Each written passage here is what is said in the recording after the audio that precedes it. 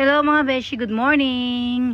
Yung leftover na roast chicken na binili ng friend ko sa Costco ay balak kong gawing lechong paksiw ngayon.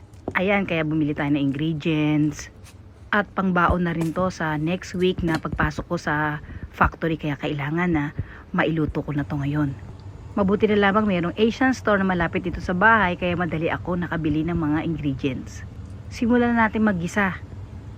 Ilagay natin yung bawang at hintayin natin itong maging golden brown. Isunod na natin ang sariwang puting sibuyas. Ayan, hahalo-haluin natin yan. Isusunod ko na rin yung mga chinap-chop kong roast chicken.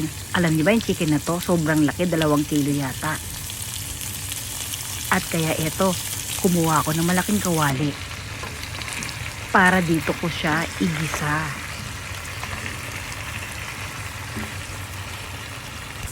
Huwag masyadong malakas ang apoy.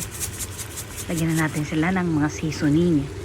Lagyan ko ng salt, pepper.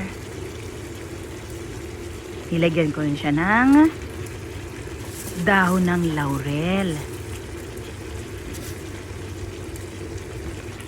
Nilagyan ko nga rin pala ito ng tamang-tamang sukat ng asukal para nag-aagaw yung asim at yung tamis ng ating lechong paksiw. Yun nga palang Mang Tomas ay nilagay ko na dito sa malawak na malaking baso para madali ko na siyang ilagay.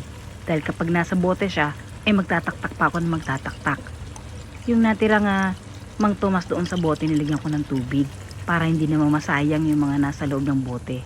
At iyan na rin ang ginawa kong pantubig dito sa aking lechong paksiw. Nilagyan ko na rin ng katamtamang dami ng suka. Nasa sa inyo na yan kung gusto nyo mas maasim, pwede nyo siyang dagdagan. Takpan natin at pakuluan ng ilang minuto. Huwag iiwanan niluluto, baka masunog. Kaya kailangan nakabantay tayo sa ating mga niluluto para maging masarap ang resulta nito. At nang kumunti na yung sabaw, ayan, tikman na natin. Naku, napakasarap ng pagkakaluto ko. Wow! Ng So lechong paksiw. yummy! Yummy!